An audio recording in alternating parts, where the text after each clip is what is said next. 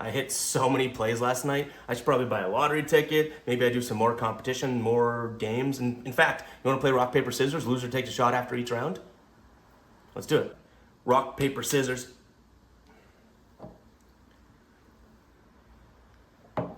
Next up, come on. I'm beating your ass. Rock, paper, scissors. All right, YouTube, how you doing? Welcome back to the channel. It is Friday. Happy Friday to everyone out there. We got ourselves a 15-game MLB slate to dive into in today's video. Like we always do, we're going to go through each and every one of these games on the slate. I'm going to give you my lean on the side. I'll give you my lean on the total. We'll talk about any other plays like player props that we like within the game as well. But as always, guys, all of my final plays, so I'm actually rolling with myself, all those plays are going to be in the pinned comment. If you do want to ride with me, or if you want to fade my final plays, those will be in the pinned comment. Yesterday, we'll take the cha-ching. That says enough. We had a 7-2 night. Now, obviously, we split a bunch of things units-wise and all that, but we did finally have one full unit play, our first full unit play since the All-Star break, which was the Braves and Mets Nerfy. That cashes. Our only losses were Taylor Walls under 1.5 hits, runs, and RBIs. The dude walked twice and then scored twice. He wasn't even having a good game. And the Braves money line, that came down kind of to the wire there. So even like sort of digestible losses. The rest of everything we saw pretty damn clearly. Shout out to Dylan Cease for throwing a no-hitter and making those first 3 plays cash with ease. But yeah, you know what? One more. We'll take it. Hit that like button. Hit that subscribe button for a great day. I told you guys, you know, the last 3 days prior to this one, so 4 days ago, 3 days ago, and 2 days ago, these series I just didn't really like, right? They had our number. We have some new series yesterday, and boom, we have a bounce back day. So we love to see it. Let's not jinx it and celebrate too much because we'd like to string a few winning days together, right? Unfortunately, our ride of the day does not come through. Got to drop the womp womp. It was Gunnar Henderson, over 1.5 bases coming in from Hood here. It feels like everyone on the Orioles had over 1 base, like 2 bases and whatnot. Gunnar Henderson, 1 of 5.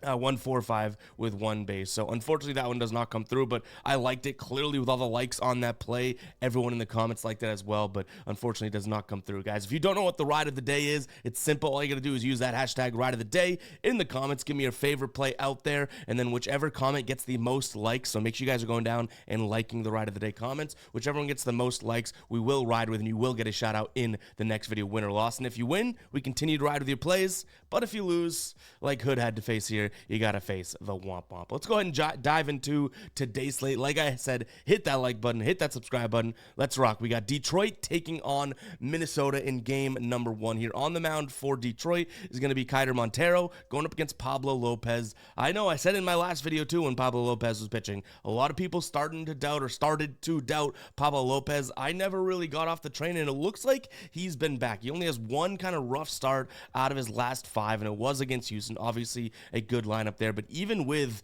6 earned runs through 5 in that start, that was 3 starts ago, he has a 2 flat ERA in his last 5 starts. So he's obviously kind of on a roll right now. Going up against Montero, who isn't all that much to brag about on the season, 5.97 ERA. He struggles at home here, and I don't think Detroit is going to have as much success against Pablo Lopez as they have had against some starters as of late. In 70 plate appearances against Pablo Lopez, the current guys on this Detroit roster, an expected batting average 182, an expected slugging 247, an expected WOBA of 235. So I think Pablo Lopez has a nice day today. The question becomes, can we pay -160 for this Twins team on the money line? They have the better bullpen, I'll give them that. I think they have the better bats, they have the better pitcher.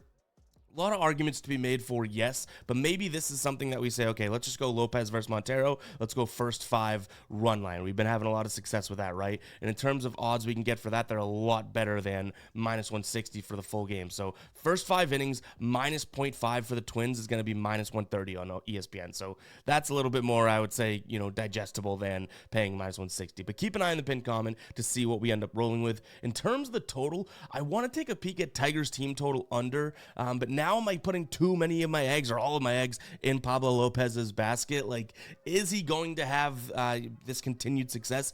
I hope so. I think so, but that's a lean right now. But I think I'd rather just say back the Twins than mess around with the total. But I would lean total of the team total for the Tigers under, because their offense has been pretty damn good, right? But, this is going to be a really good pitcher that they're seeing.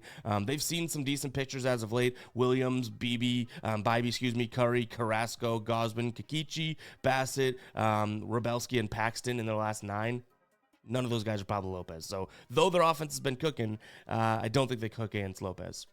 All right, next up, we have the Phillies taking on the Guardians here. Sanchez on the mound for the Phillies, going up against Ben Lively for the Guardians. Phillies coming off of a losing series against the Twins, the team we just talked about, right? They actually lose 2 of those 3 games, and honestly, if Zach Wheeler didn't pitch a gem, we could be looking at a sweep of the Phillies. So definitely not their best, because they also lost, I want to say they lost 2 of 3 against Pittsburgh, and then I believe they've lost 3 series in a row, and it was against the A's or the Marlins or someone bad 2 series ago. So Phillies not exactly cruising, but you can make the same argument about Cleveland. I mean, they took 2 of 4 against Detroit, sure, but other than that, they just have not been playing their best baseball. So you have 2 what I would consider good teams in this spot here. The Phillies having a pitching advantage, I would say, on the season. Wheeler 2.97, Sanchez 2.97 ERA, but at home a 0.91 WHIP, a 1.69 FIP, an expected FIP of 2.3, and an opponent batting average against of 214. So this dude steps it up at home.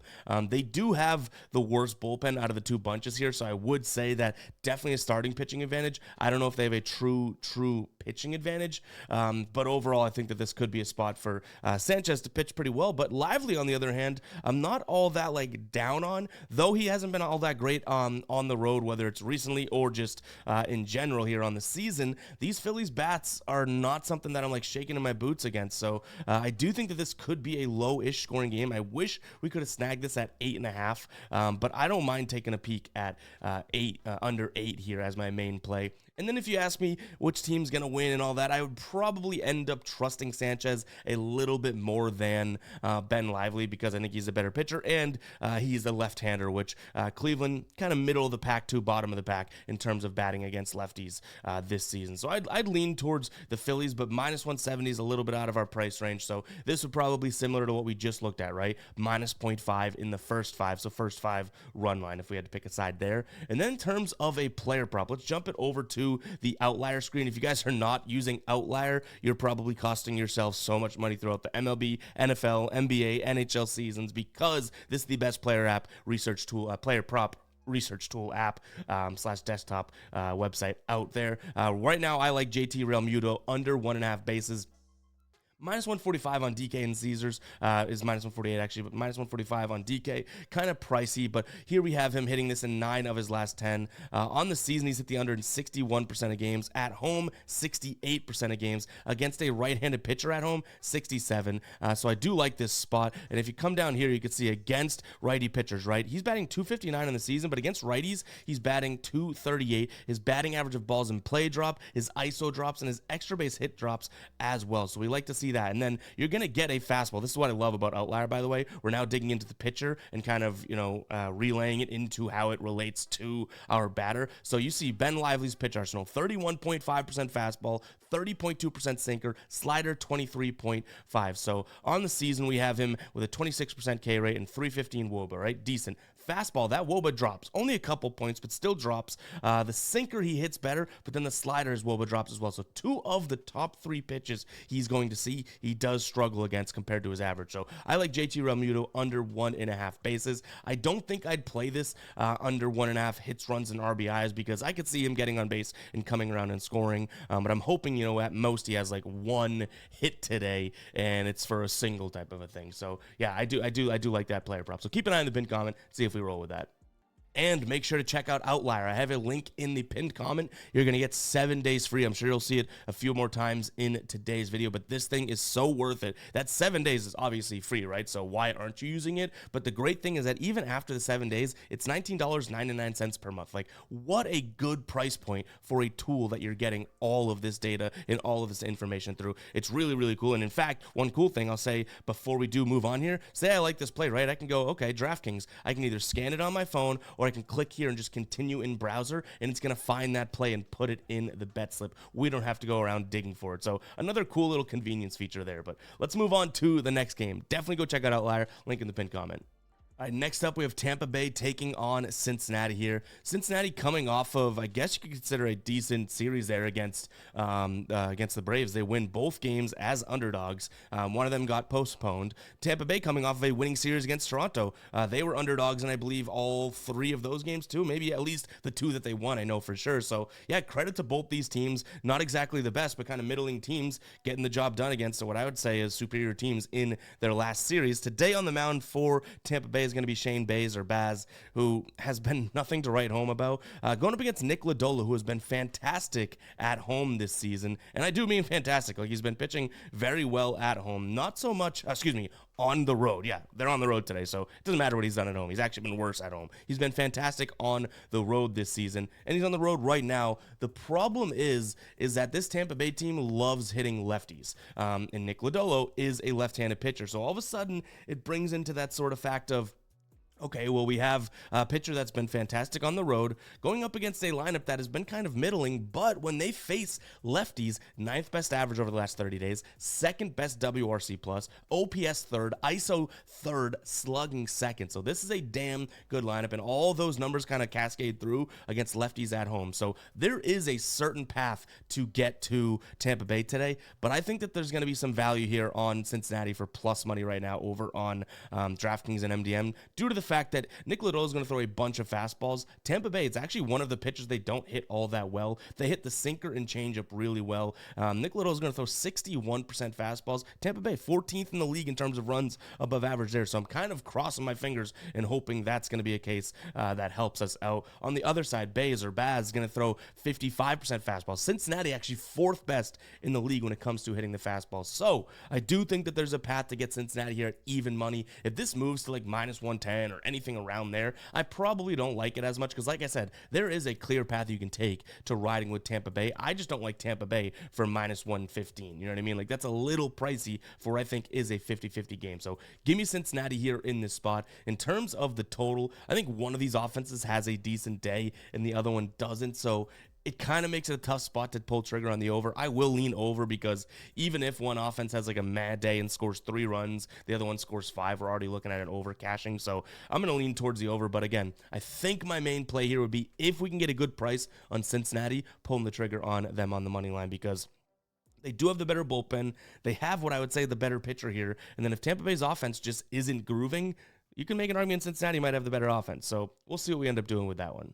All right, Baltimore taking on San Diego. San Diego was our prize child yesterday. Dylan Cease came through for us. We cashed 3 plays in relation to that. Their first 5 money line, their first 5 run line, and then we had C.J. Abrams under 1.5 bases, and obviously he didn't get any bases because Dylan Cease no-hit them. So we love San Diego right now, but I don't know about in this spot. Baltimore with Grayson Rodriguez on the mound, going up against Adam Mazur here for San Diego. Adam Mazur has not been great. We haven't seen him in a few weeks in terms of starting, and I don't really want to trust him coming back. So though Baltimore is so heavily juiced, I think the only thing that I would consider here is probably Baltimore minus the 1.5. Hopefully they build a little bit momentum after yesterday's game because they had not looked tremendous in like a while, right? They almost lost. I mean, they were up like 6-1 and ended up winning 7-6. So they won that game way more substantially than that would look. But yeah, the minute, all of a sudden Burns is out of the game, we see 5 runs come in from Miami. So definitely not exactly the bullpen look that they want there. But San Diego's bullpen isn't all that great either. There's a reason why they played really well yesterday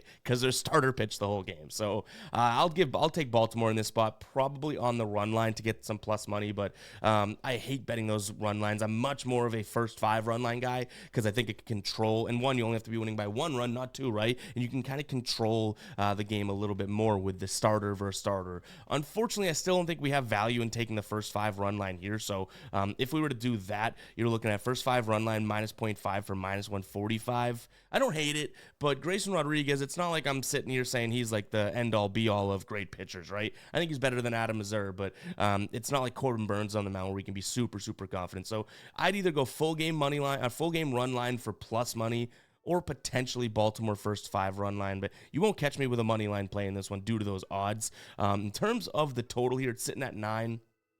I don't mind the under. I think that this is either going to be a spot in which the Orioles kind of come back down to what they were doing, which their offense wasn't really cooking, right? Their scenario 1. And 2, what if Grayson Rodriguez goes out there and pitches really well against, the Padres, right? And kind of shuts them down to some degree. I don't think the Orioles are going to score, 7 runs or 8 runs themselves. And then, the Padres come out there and struggle. So I could see an under cash in here. If this was 8 or 8.5, I'd think a little bit less about it. So obviously we're talking a really thin line there because 8.5 to 9, what's the difference? Oh, you have push potential. That's it, right? So keep that in mind. When I say I like the under, it's not necessarily based on a whole heck of a lot. It's more based on a couple scenarios that I could see playing out. One player prop that I like in this spot is going to be, we can tune it back into Outlier because that is where I'm finding these plays, which, by the way, guys, I filtered to this game, right? You could see all of these plays, the hit rate, last 5, last 10, last 20, head-to-head. You can go through, you can see where they're offered, the odds. If you want to be even more lazy, which we're all lazy sometimes, head right over here to this Insights tab. Check this out. It's going to literally give you plays that have been cashing and their odds as of late. You can filter it down to what you want to see and all of that. It's really, really cool. You could say, do you want, player props, or do you want, team props, that type of thing. Some cool stuff. But we're over on the player prop screen around this Adley right now, and this Adley Rushman prop kind of sticks out to me. He's hit the under 1.5 bases. Again, king of the bases reporting for duty in 8 of his last 10 games. In 15 of his last 20 on the season, 57%, at home 58, which is really interesting, and against righties this season 62% of games, and then the big one here, against righties at home 64%. And I was like, all right, he must not bat righties all that well, right? Correct. His batting average drops to 224 against right-handed pitchers. Fastball is going to hit okay. Sliders he does not. The cutter he strikes out more against. So I like these first 3 pitches, but what I really like is fastball and slider. You're going to get that pretty much 72% of the time. That's what you're going to get, right? Fastball, okay, he hits well. The slider, he is abysmal against. So if Missouri's slider is working today, we could see a nice little under for here. We go Adley Rushman, under 1.5 bases. Minus 150 on DK, kind of juiced, but again, some of these props, if you like them, minus 150 is sort of like the gatekeeper number. I'll pull trigger on that. I've even pulled trigger on minus 160s this season. Don't love to, but sometimes you just feel like you got to do so, right? But nonetheless, Adley Rushman, under 1.5 bases is going to be a player prop that we're strongly considering today. All right, Toronto taking on Texas. Big cash for us yesterday. We clearly read that room correctly. We had Texas and Chicago. We had 2 same-game parlays in that one for minus 122 and then one for plus 110. So we like to see that cash. I think we put a quarter unit on each, so not like the biggest of wins, but it feels good knowing we kind of judged that accordingly. We had the first 5 under as well as Texas full game money line in both of those. We just moved that first 5 under a little bit, both of those. So nonetheless, cashed. We like to see it today. We have a different matchup. We got Yusei Kikuchi on the mound here going up against Andrew Heaney. Texas definitely good against lefties over the last 30 days. Kikuchi is a lefty, so worth noting there. He's going to throw a ton of fastballs. Texas pretty damn good at hitting the fastball as well. And you're potentially, getting, depending on where you get this, some plus money for Texas here, plus 110 on DraftKings. I've seen them more closer to even odds in some other books, so definitely try and get the best price if you like Texas.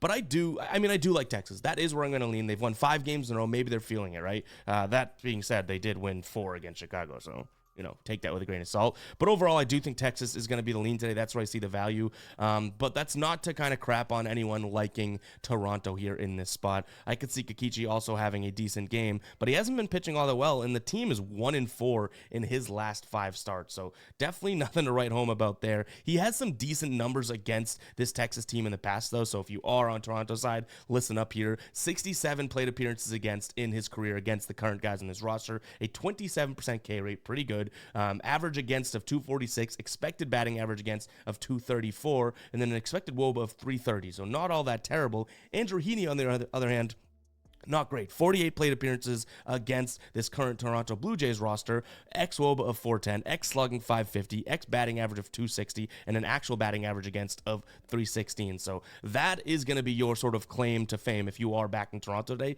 you want to back the pitching, but this would probably be first 5 for you. I like this first 5 either way. I like Texas first 5 money line, and then if you are on Toronto, I would recommend you look at Toronto first 5, because both these bullpens are kind of like, yikes, and you don't necessarily want to get down those paths where you like your play and then all of a sudden the bullpens ruin it. Me, I think I'm on Texas today. Keep an eye on the pin comp to see if we roll with that. But plus 110 for I think is a pretty 50-50 spot. I do like. In Texas, good against lefties, really good against fastball pitchers, and Kikichi is a fastball pitcher here. In terms of the total, I'm going to lean towards the over. I'm hoping that Texas can get to Kikichi, and then I don't have all that much faith in Andrew Heaney. And like I already mentioned, the bullpens really are something that I kind of cringe at, so could be a spot for us to pull trigger on that as well. And then in terms of a player prop, I don't mind Kikichi under 17.5 outs. You're getting minus 120 odds for that, minus 119 actually on Caesar, so could be a good spot. But again, I don't want to put all of my eggs in a basket of like thinking this Texas lineup gets off against Kikichi. We always have a pause moment in every video, because I just read off stats about how Kikuchi is, I say his name different every time, I don't know if you noticed, but Kikuchi, he has had good success against the guys in this roster, but I'm thinking that Texas's lineup, after winning 4 straight games, I don't care that they're against the White Sox, maybe they kind of say, let's get some things building here. All right, Red Sox taking on the Yankees. So these two teams did see each other, back in early July, right? And in June, the Red Sox have seemingly been getting the best of the Yankees here. So this season, they've played 6 times. The Red Sox have won 4 of those. And as underdogs for a lot of those games. Today, I don't know if I'm on the Red Sox. As a Red Sox fan, it might pain me to bet the Yankees, but Nestor Cortez on the mound for the Yankees. First and foremost, he's had a decent year. Stinks on the road. He is on the road here, but what I think smells and stinks a little bit more is this Red Sox lineup against lefties. Like, I can't seem to want to back them or get to backing them. More lefties than not this year. They're just absolutely sucking against. Last 30 days, bottom 5 in average, bottom 5 in WRC+, striking out more than anyone. On base percentage, bottom 4. OPS, ISO, and slugging, kind of middle of the pack, so maybe some of their power is there, but nonetheless, like, I just can't really get behind it. And the Yankees bullpen seems to be a little bit better. And then the clincher here, and though he's pitched okay, I would say, as of late, Brian Bayo on the bump. Last time he saw the Yankees, 4 2/3, 1 home run, 3 balls, 4 earned runs, 5 came in. So it's like, I just can't, there's nothing really pointing to a Red Sox play here, and I think you might be getting the Yankees at minus 120 at a decent price, so I'll lean towards the Yanks, but obviously Cortez on the road is going to be sort of that defining, like, is he going to stink? Because this Red Sox lineup is good. We know they're good. Not so much against lefties. I already read off those numbers, but if Cortez is throwing meatballs out there and he's bad on the road, like, maybe the Red Sox get to him. Not enough evidence there for me to pull the trigger on that. Now, the total's way up there at 10. I'd like to think at least Bayo or Cortez, someone has a good game here. So if you're going to give me an under, keep it within single digits and not get the double, I'll lean in that direction. Now, obviously, these two teams hate each other and have history. And even when they play, we've seen some high-scoring games. This season, though, you've seen a mix of both. 8-1 would have cashed the under here. 8-4 over. 9-3 over. 5-3 would have cashed the under. So all of a sudden, you're 2-2, right? Then 14-4 and 3-0. So they're 3-3 to this number in 6 meetings. I'll take the under because I think one of these pitchers steps up to some degree today. All right, Mets taking on Atlanta. I'll say this right off the jump. I don't think I'm going to be betting this one. I almost wanted to consider the Nerfy, but Kodai Senga is making his season debut here for the Mets. Was a good pitcher last year. ERA in the 2s, whip in the low 1s. Going up against Charlie Morton here. There's just too many question marks, you know what I mean? So I think the way that I'm playing this, and I still consider the Nerfy because Senga apparently looked pretty good in his last rehab start, and then also just given the fact that, the Braves have been cashing Nerfies, and we cashed one yesterday, maybe I'd still consider the Nerfy, but the thing that I'd actually want to play here, and there's been tons of reports saying the Mets are hopeful to get 5 innings out of Senga today, right? His outs line is at 15.5, which would obviously be, 1 run in the 6th inning. So I'm kind of sitting here being like, or 1 out in the 6th inning. So I'm kind of sitting here thinking, pull the trigger on his under and outs. Like, if he doesn't go out there and do well, they said they have him on like an 85 pitch limit as well. So that's pretty high for 5 innings, obviously. But overall, I'm kind of sitting there like, not high, kind of average. I'm kind of sitting there like, if the team's telling us they really want him to only go like 5 innings max, and we can take the under here, maybe it's a look. So that's the only way I play it. Like I said, I don't have too much in this game due to the fact that he is making his season debut for, the first time here, and a lot of question marks, right? So unfortunately, we're kind of skipping this game, but again, the Nerfy and Senga under and outs could be something we consider, but hopefully you guys understand, like, I'm not looking, we just had a really good night. I'm not looking to force anything, especially when we do have a good pitcher on the mound, but that's almost worse when a good pitcher is coming back from injury, because it's like, do you trust that he's going to be good, or does he have to slow roll and get back into it? We've seen that even Cole started out like that. Blake Snell, I mean, starting the season late. Kevin Gausman, like a lot of these guys that were studs took a little while to get back to form. You know what I mean? All right, we got the White Sox taking on Seattle, and the first thing that I looked at here was the nerfy of Drew Thorpe, who is, I don't want to say, he has a good whip at home. That's how I'd say it. 0.58 whip at home, okay? There's me giving him a little bit of a credit. Going up against George Kirby, so we know what we should be getting out of him, right? A good pitcher. The first thing I looked at here was the nerfy, which before we continue on with the game, I'll tell you about the deal going on over on MGM, and it correlates right to this. You get a 33% boost on any nerfy or yerfy today over on MGM, which they do this like a multiple times a week, and I love nerfies. You guys know that. So 33% on this one's going to be a great little, I would say, steal there of money if we can catch this one, obviously. So don't count your eggs before they hatch. But yeah, head over to MGM. I have a link in the pinned comment. You're going to get two things. You get this boost, obviously, right? But you also get one of the best first bet offers out there if you're not signed up yet.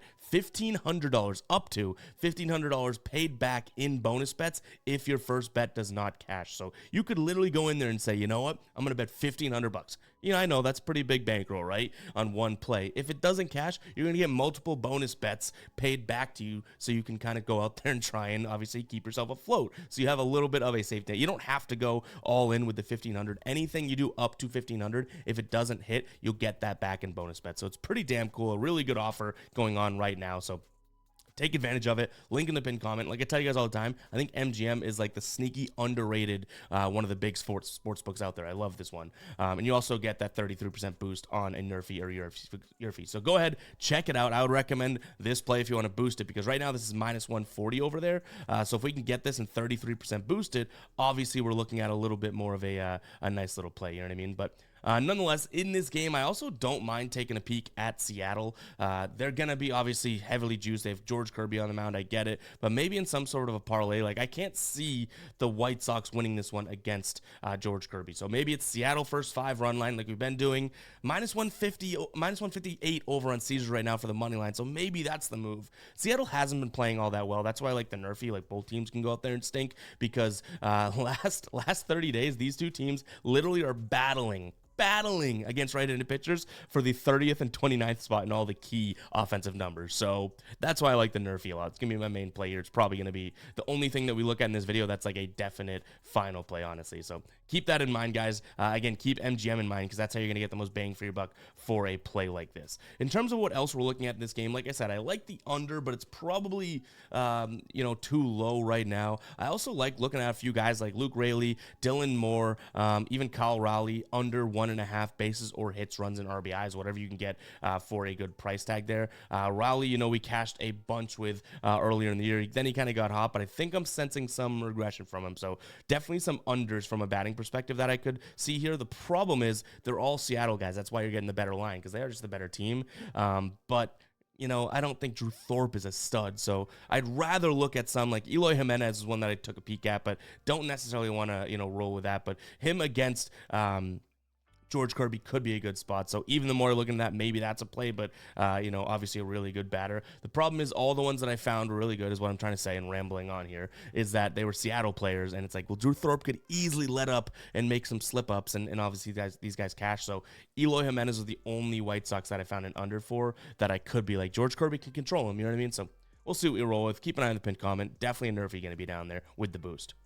All right, guys, if you made it this far into the video, go ahead and comment 27 down below so I know that you're a real one, not a guppy or an OG, right? You're actually watching the video, hearing me say this, that type of thing, or you just got super lucky that you fast forward or clicked here and heard me say it. So, there's that chance as well. But go ahead and comment 27 if you made it this far into the video. Appreciate everyone that does that and that I see do it there. Let's move on here. We got the Cubs taking on the Royals. As of right now, this Royals team are heavy favorites, minus 152, so it's even moving on from what we've seen.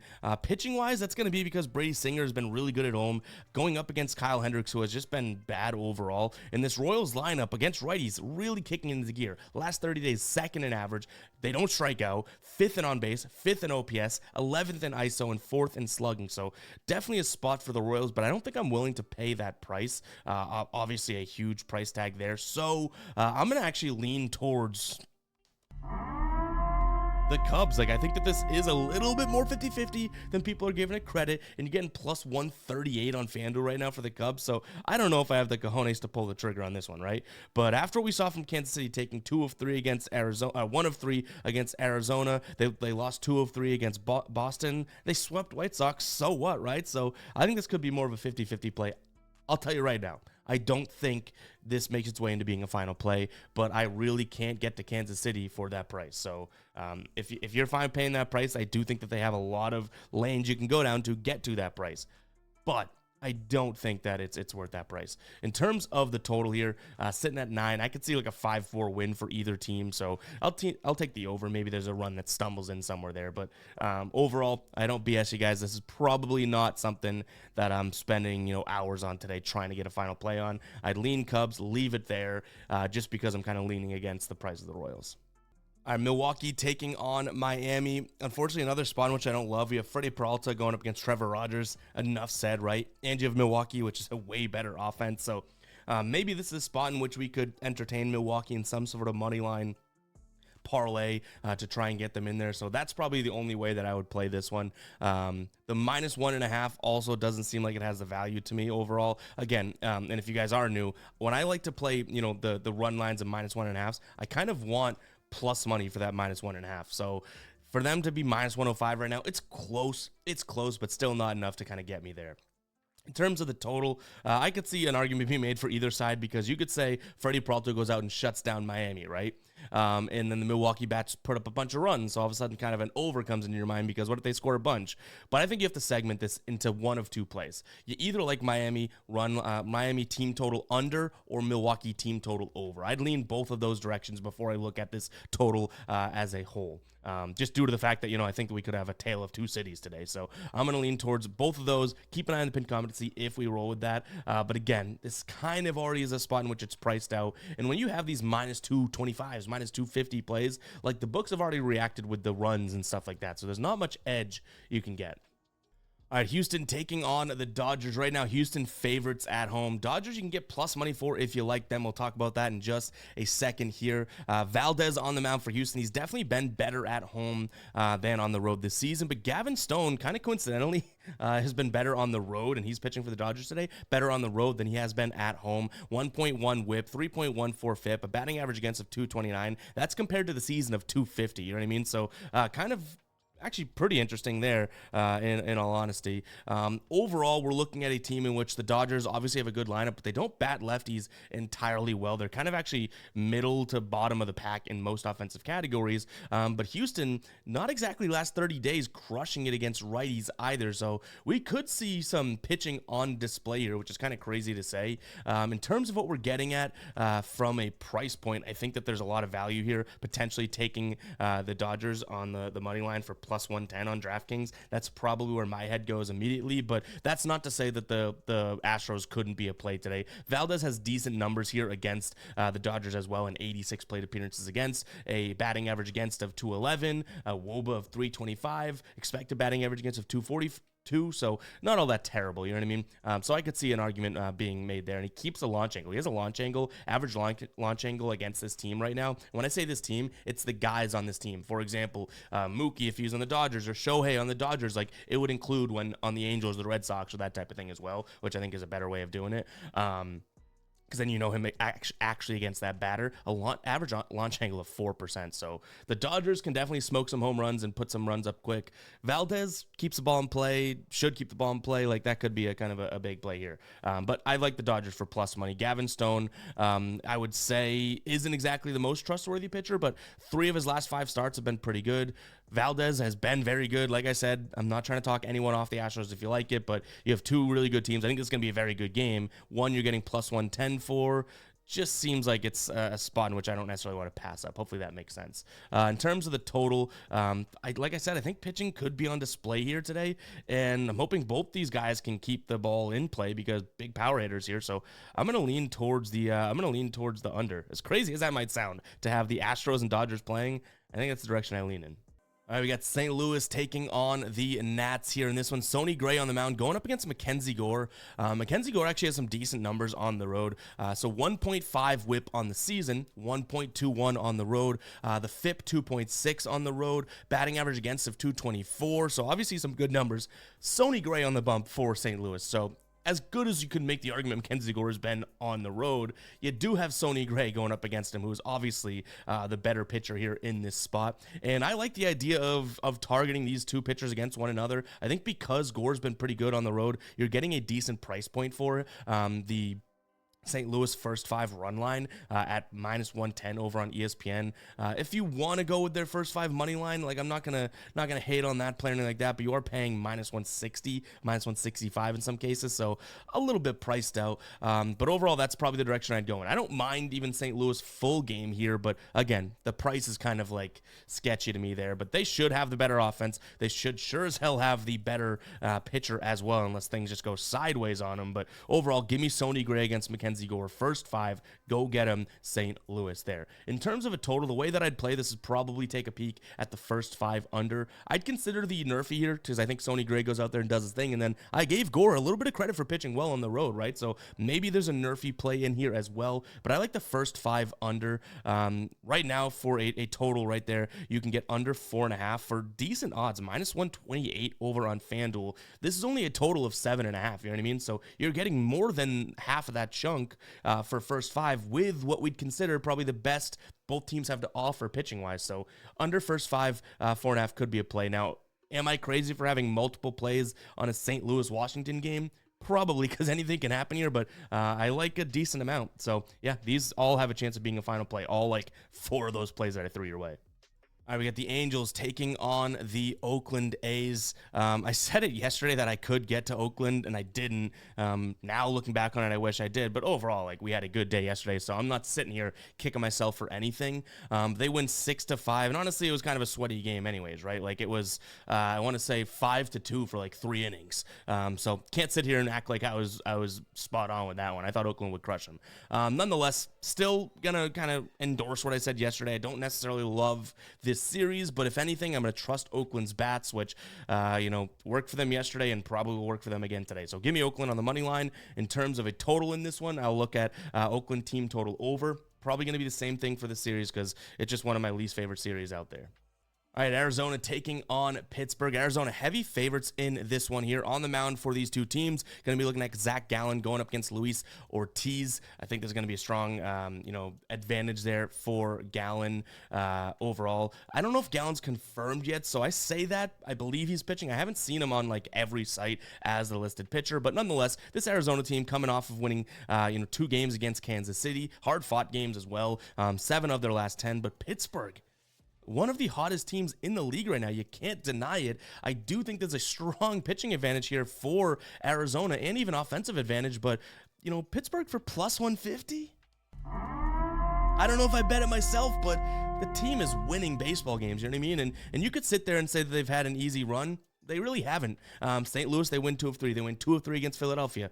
They sweep Chicago. That obviously helps. Before that, they played Milwaukee. Like, this team's winning baseball games right now. Arizona is as well, so I don't want to take away from them, but the +150 price tag says a lot in this one. So give me Pittsburgh, probably first 5, because I don't really want to trust the bullpens. But even that being said, like, maybe we have to, right? Because, I don't necessarily want to pin Ortiz against Zach Gallen either, in a sense. So, yeah, I don't know how we play this or if we play this, but if you look at Ortiz's last 5 starts, like, go do that, okay? I'm not even going to spoil it. Go look at Luis Ortiz for the Pirates. There's 2 of them in the league. Go look at his last 5 starts.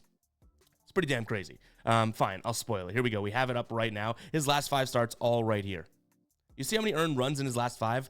Oh, yeah, 3 out of his last 5 starts. He's pitching plenty of innings, 0.6 ERA. It's pretty good stuff. So maybe I'm crazy, but there could be a Pittsburgh bet here for me today. In terms of the total, I almost want to just look at Arizona's team total under, and that's not even to say that Pittsburgh wins the game or anything like that, but if Ortiz can go out there and pitch a good game, and Zach Gallen say he pitches a good game as well, right? We don't have to worry about that. We're just saying that the Diamondbacks, lineup doesn't fully get to Ortiz, so we'll see. Again, it's crazy. I can't believe I'm leaning in that direction, but that price seems like it's too good to be true. All right, San Fran taking on Colorado.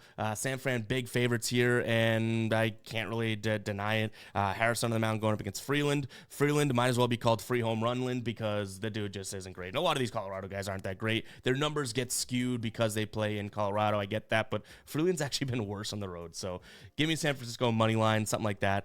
In terms of a total, maybe San Francisco team total over, but probably not spending too much time today on this game. But guys, it's going to wrap it up for today. Hope you guys did enjoy. If you did, hit that big like button, hit that subscribe button as well. Join, become a member, get our daily dashboard every single day. Go check out Outlier, link in the pinned comment. Go check out MGM. I don't promote anything that I don't use myself. I think MGM is a fantastic underrated sportsbook, and Outlier literally is the best of the best when it comes to winning with player props. So go ahead and check those out, guys. And yeah, catch you guys in the next one, all right? Peace out.